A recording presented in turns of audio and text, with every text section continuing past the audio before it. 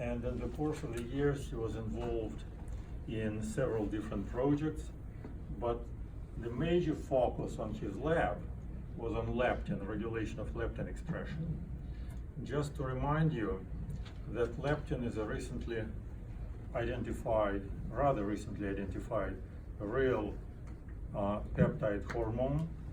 It's produced by fat cells in response to feeding. Then it is secreted into the bloodstream. Somehow it crosses the blood-brain barrier, binds to the receptors expressed in neurons and hypothalamus, and this eventually leads to satiety. So it's a really beautiful connection between food intake and satiety at the mechanistic level. Now, the discovery of leptin was a really big thing because, it's an extraordinary observation. Not every day people discover new hormones. So many labs became involved in the leptin research. And in the last 25 years, people discovered a lot of leptin-related things. In particular, we now know how leptin receptor works. All these leptin-dependent neuronal connections in the brain have been largely described.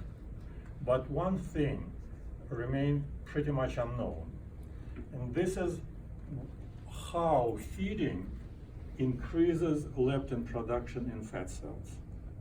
So, and Omar's research fills this gap in the way that Omar is about to explain it. That was a good talk. You should have just given the talk instead of me. All right, can everyone hear me in the back? Is that good? Yeah. Great. All right, so first I'd like to thank everyone for coming. I really appreciate the support. Yeah, so as Scott said, this is a big day. It's a day I've been having anxious panic attacks this whole week for. So I'm going to tell you about what I've been working in the past 4 years on the regulation of leptin production by adipocytes through the mTORC1 pathway. So this is an animated GIF of the CDC's accounting for obesity rates as the years go on. And it starts around the mid-80s, which is when we introduced things like the low-fat diet and the big low-fat craze. And what you can see here is that as we go and progress in time, people are not getting low-fat, they're getting higher fat. And what's more concerning isn't that this is just adults. What scares me is that this is children, and it's getting even worse. We have some states that have 35% of the population of children aged between 10 and 17 having skyrocketing rates of obesity. So we want to address why is this occurring in our society. The first thing is, you can see here in this graph, they're comparing the food that we ate back in 1970 and more recently in 2010. And we have an increase of grain consumption, fat and oil consumption, usually hydrogenated and whatnot.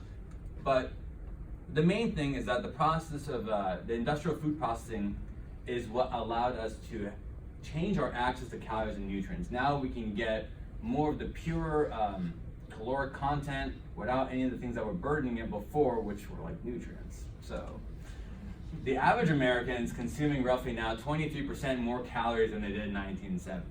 And we all know that if we're going to eat more calories, we're going to get fatter. And the states on average are going to now have a third of the rate of the population is obese, and even a state like Colorado, which is the healthiest state with everyone running all the time, their obesity rate is 22.2%. It's not that far off, and it's growing. So why is obesity a big problem? Like, a lot of people are going to tell you on TV, like, obesity is not that big of a deal, but what is becoming a problem is the related symptom management that's occurring year after year that's burdening the medical system. So first off, we have the first group, the obese BMI over 30, and they right now are costing us 5 to 10% of our healthcare spending, and they are spending, their costs are 42% more than currently as a healthy adult. But that's not what's scary. It's the morbidly obese people that's the fastest growing population, They're twofold higher than the obese group, and they are growing. And they have nearly 81%. So they're reaching double the cost of medical care compared to healthy weight adults. So what's that going to look like down the line in a few decades? So as my national prognosis here, we're going to have roughly millions more cases of diabetes, millions more cases of heart disease and stroke, higher rates of cancer, and this is what's the most troubling. 26 to 66 million quality adjusted life years. What that means is that these people are going to be living longer only from medication and symptom management by their doctors. So they're going to be living a slow, painful life, and they're not getting much better.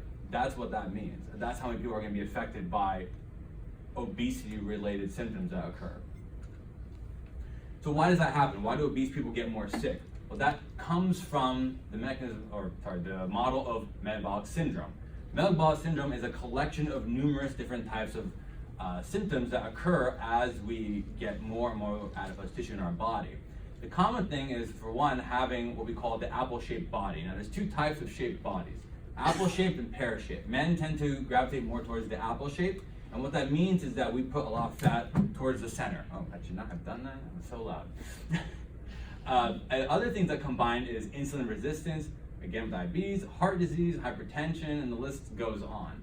And we diagnose that in the clinic by measuring a few symptoms and seeing if we have an aggregate of 3 or more.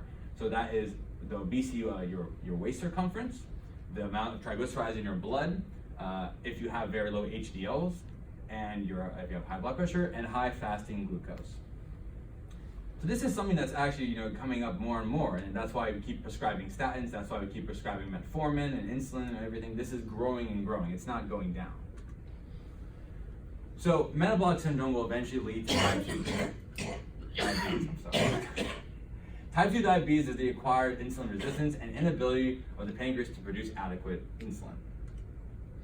So how do we diagnose diabetes? Well, we run a couple of tests a few times at the clinic. One would be a fasting plasma glucose. That's after you haven't eaten for a while. How much glucose do you have in your blood?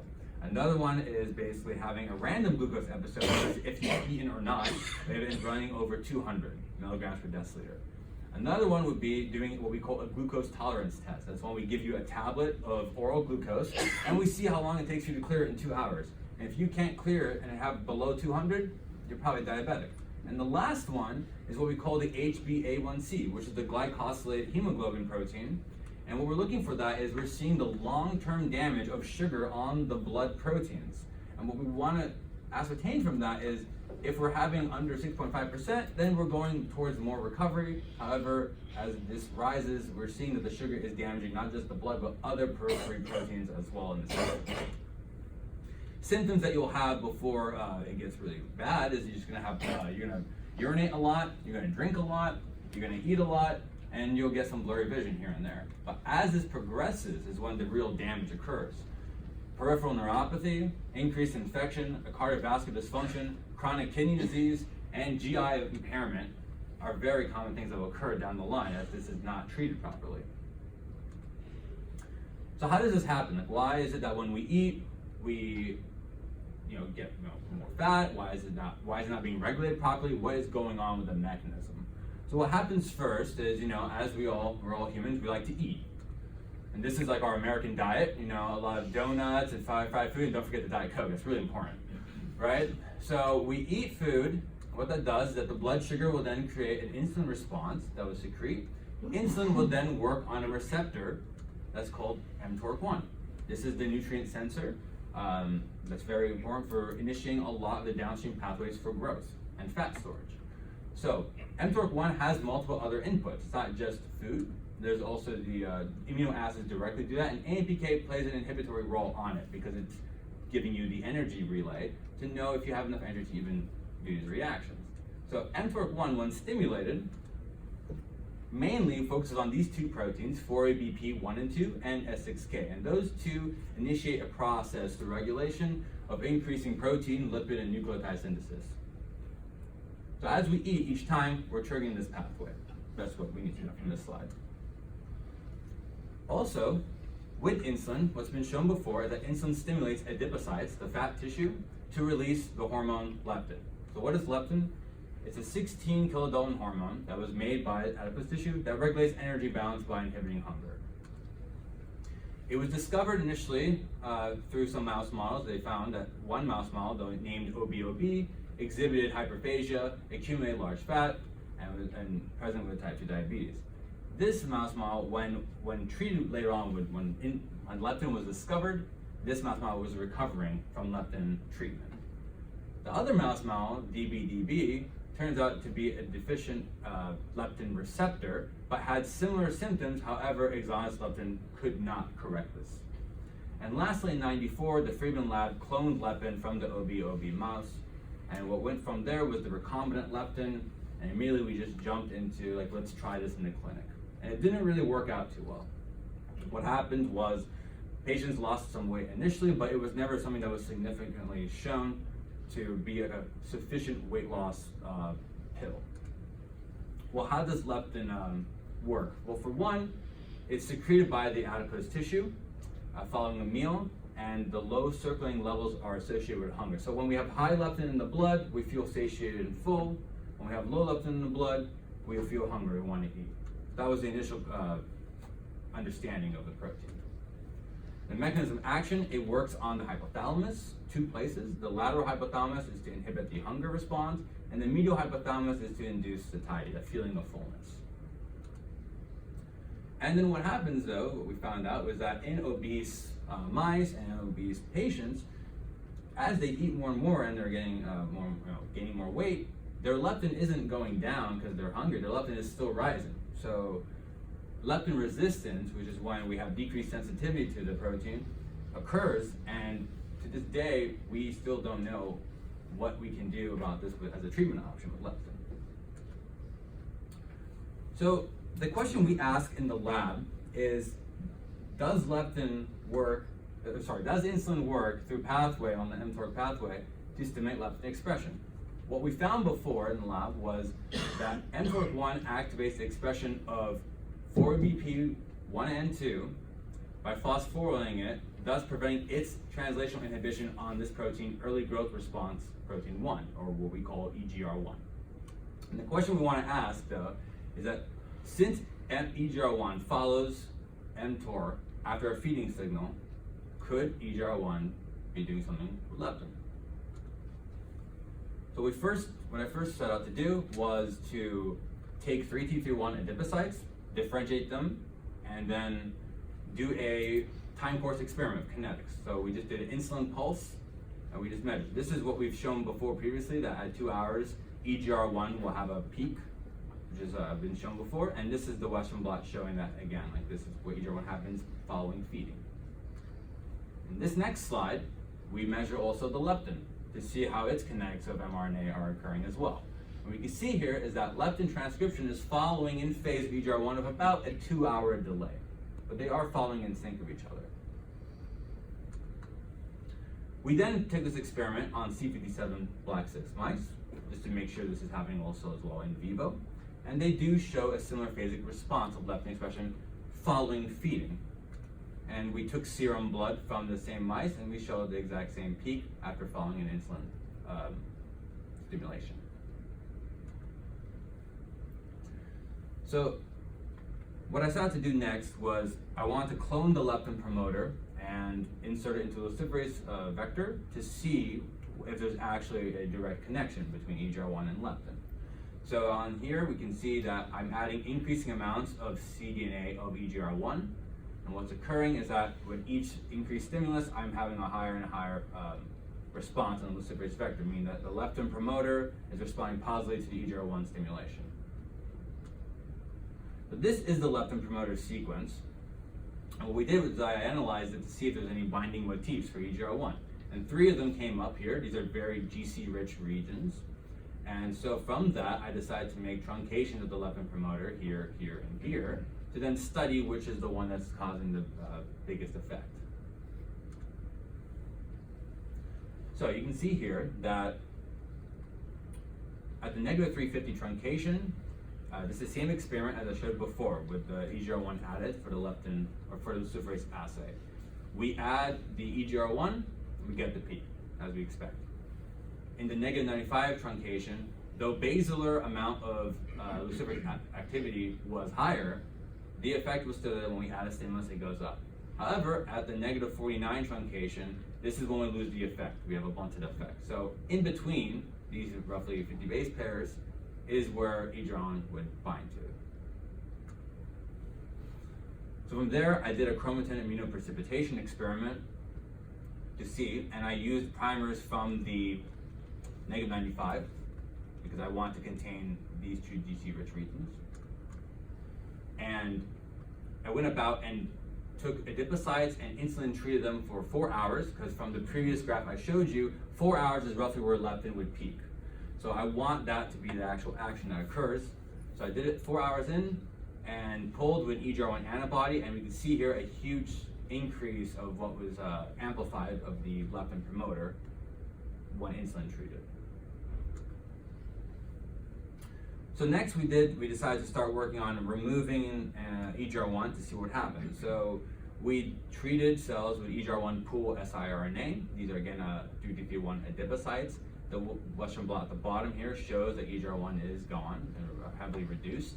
And what we see is that as well, a leptin mRNA response decreases as well. So transcription goes down significantly when EGR1 is removed specifically from the system. On the converse end, when we do overexpression with adenoviral EGR1, we get a high amount of EGR1 as expected, and we also get nearly 4-fold increase of leptin transcription. And next, we just did the same type of experiment, except using chemical inhibition. So we have two inhibitors that we use. We use PD98059, which inhibits MEK, which is upstream of mTOR, and PP242, which inhibits mTOR directly. And as you can see here, as we add those inhibitors, leptin transcription goes down, similar to how EGR1 protein is slightly going down as well. So for an initial summary, what we have so far is that leptin follows in phase with EGR1 following insulin stimulation. EGR1 binds directly to the leptin promoter. EGR1 protein levels are proportional to leptin transcription levels. And lastly, that this is consistent both in vitro and in vivo for now. So, to understand this mechanism a little more, we want to go into what actually inhibits EGR1. So when mTORC1 is activated, it's going to phosphorylate and inactivate 4BP1 and 2, this connection right here. And how this occurs is that what 4BP1 and 2 does is that it interacts with the 5' UTR region of protein, or mRNA, and would prevent the process of initiating translation. So you can see here that if 4BP is active, it goes on and prevents this from occurring. When mTORC1 is activated, though, it's going to phosphorylate 4BP, preventing it from interfering with the eukaryotic translation initiation factor, allowing for this mRNA to express. Okay. So first thing we did was we wanted to knock out 4BP1 and 2, because we expect to have an increase of EGR1 and as well as an increase of leptin transcription, and we do. So we knock it out, EGR1 goes up, and in these mouse embryonic fibroblasts, the leptin transcription goes up as well. We then decided to do this in vivo, and we used mice that we obtained from Sonnenberg lab, and again, in these mice, we get a higher amount of leptin transcription occurring in the knockout.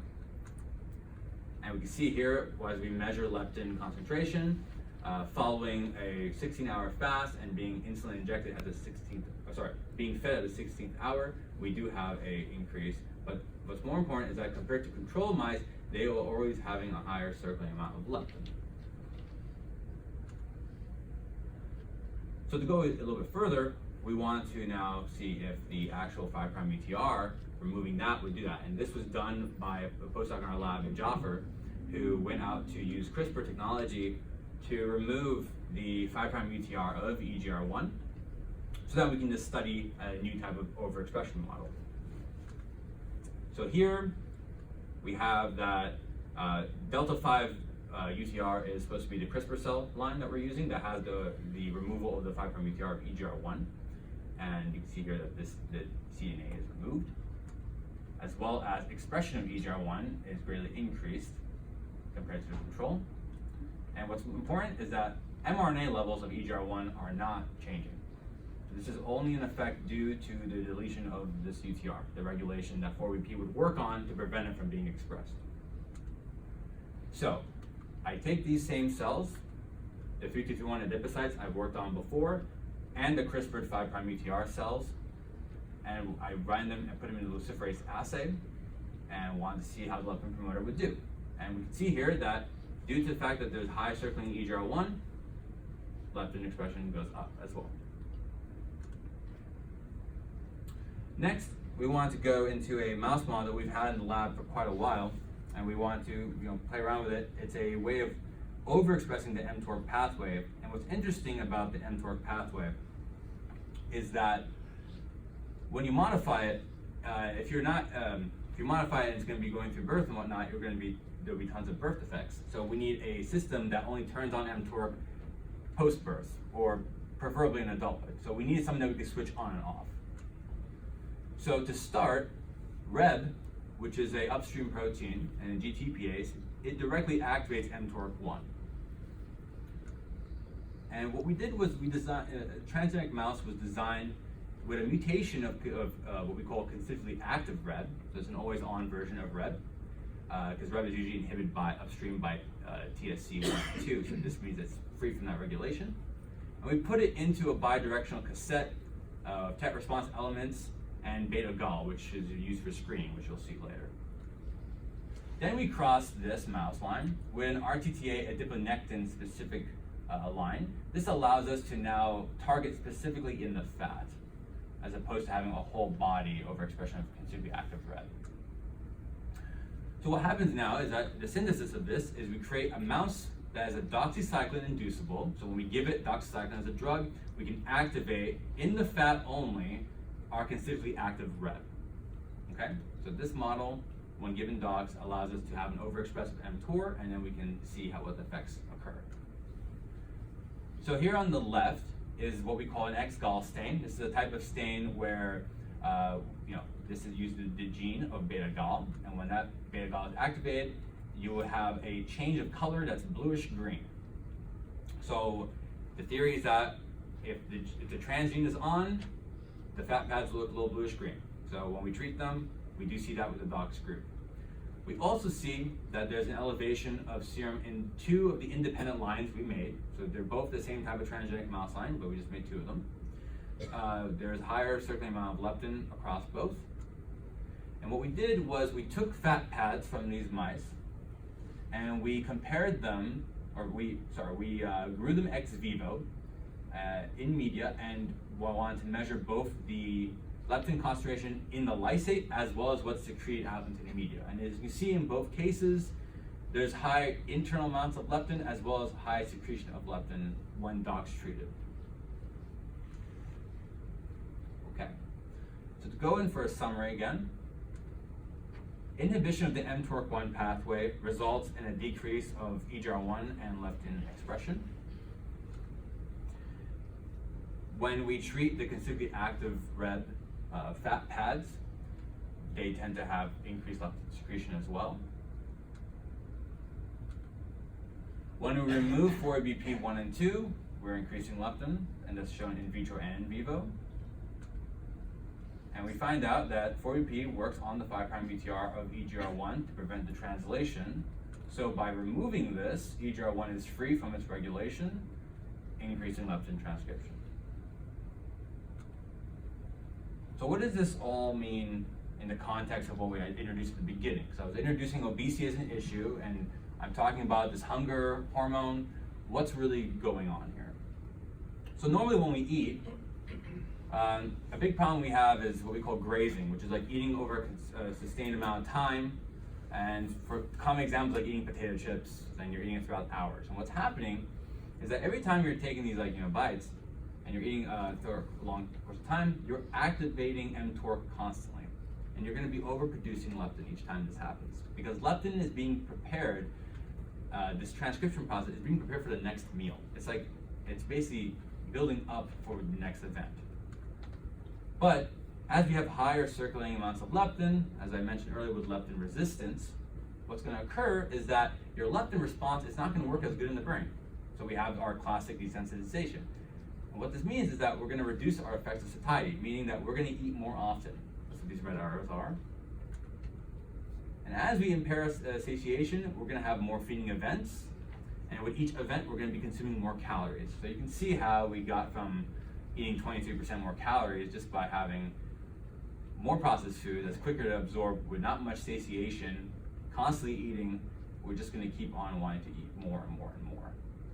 So how do we reverse this? Well, some people are trying to do some experiments to understand how this works. And one lab, specifically the Panda Lab in San Diego at the Salk Institute, is doing what we call intermittent fasting experiments. That means that they've worked on mice and patients. They eat in a small window of time.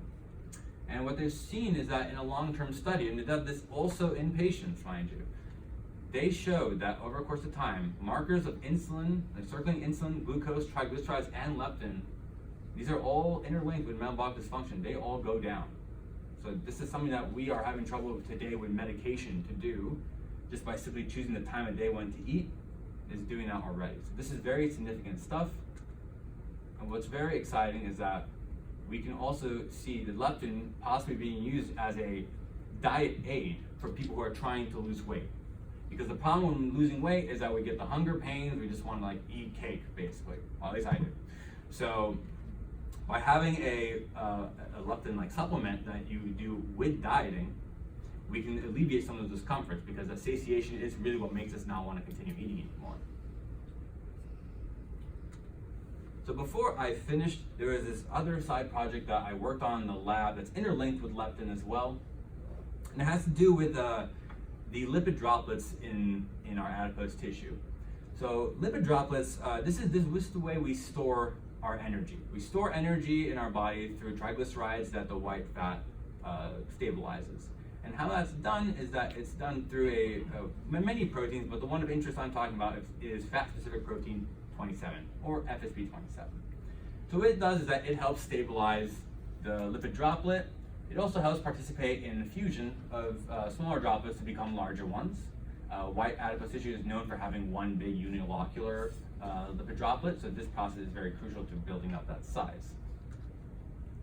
And the thing is that as the lipid droplet grows in size, more FSP27 is going to be recruited to the cytoplasm.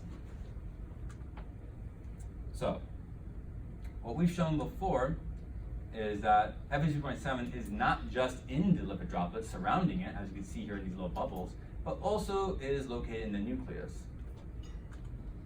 And we also showed in our lab previously that FSP27 works on EGR1 as a cofactor, altering its transcriptional activity.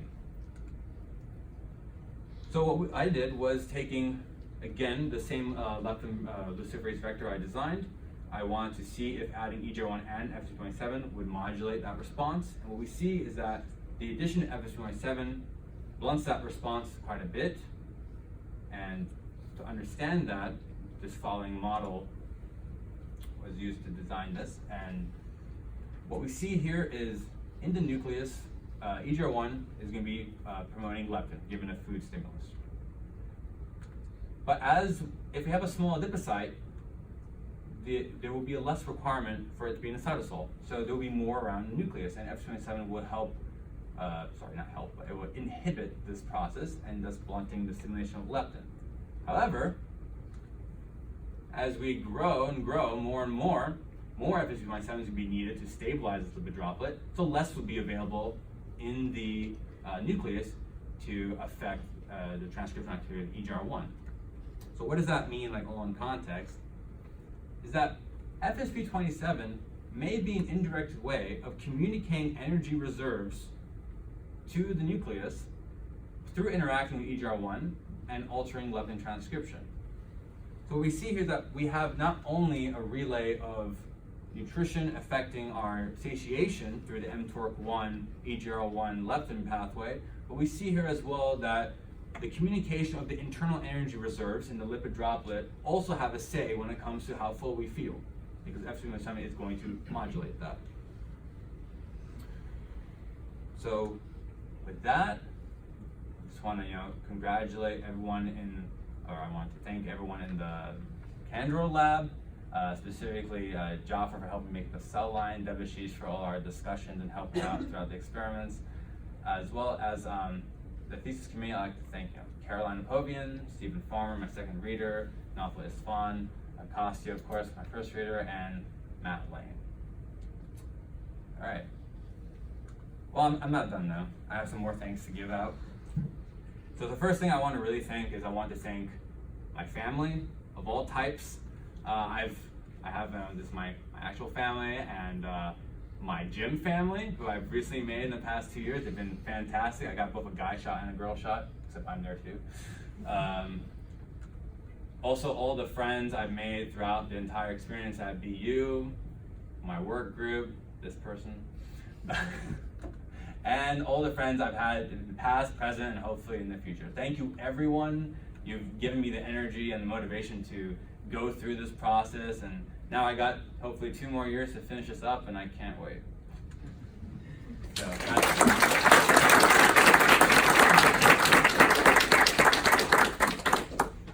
All right, questions?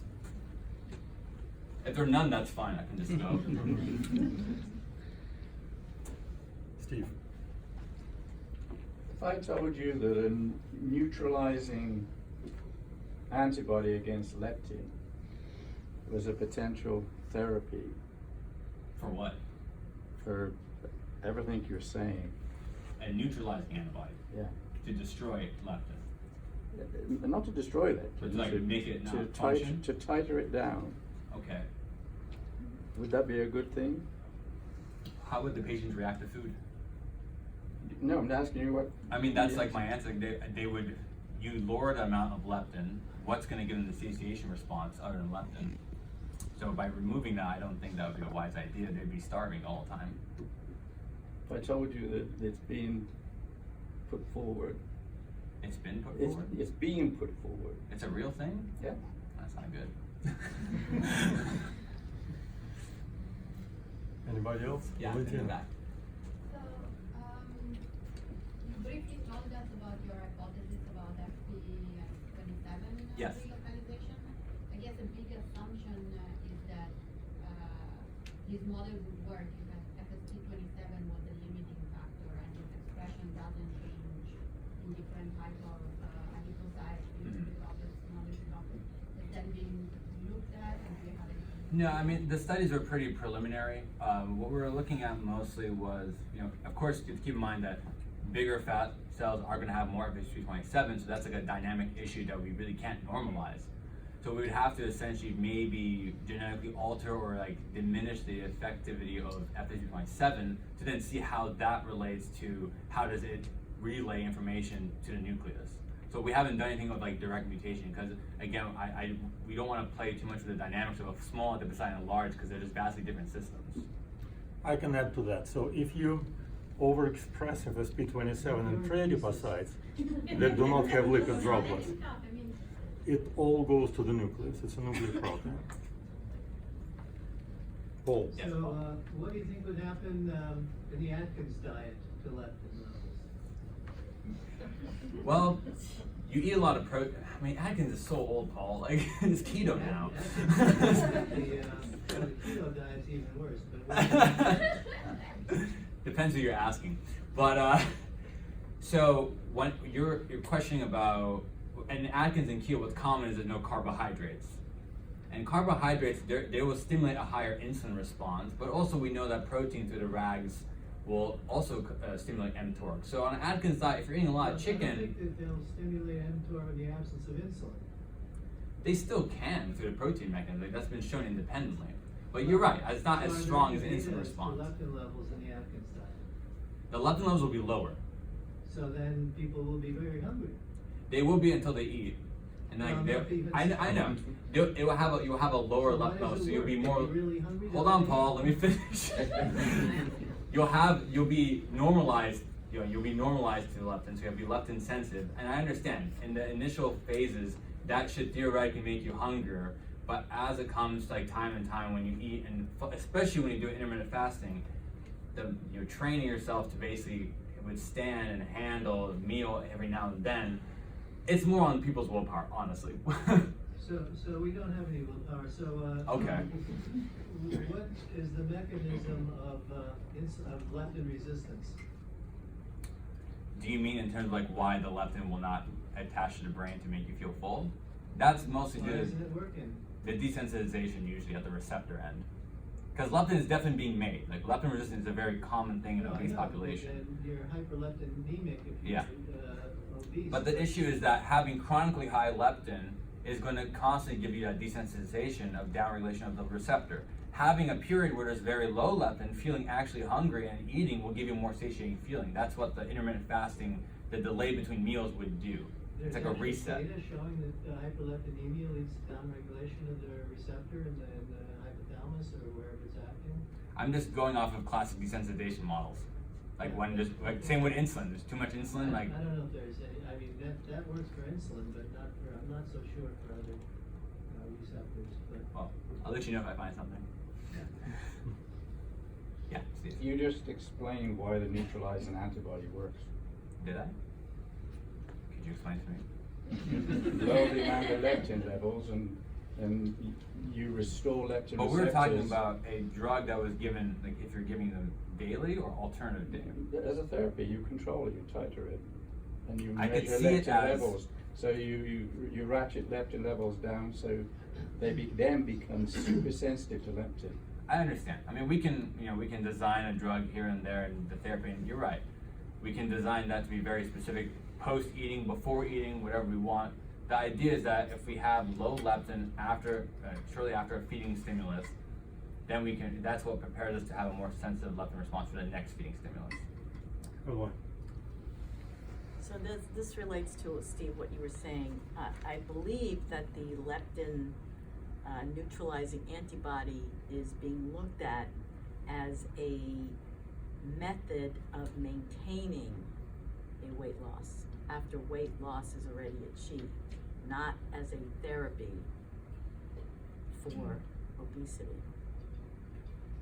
So my question, right? The semantics are one and the same thing. Well, aren't they? that's a very important point, Yeah. because the body regulates its body weight set point, right? Yeah. So if you lose weight, and Rudy Leibel showed this, that when you lose weight, there are mechanisms that occur and hormones produced that make you hungry.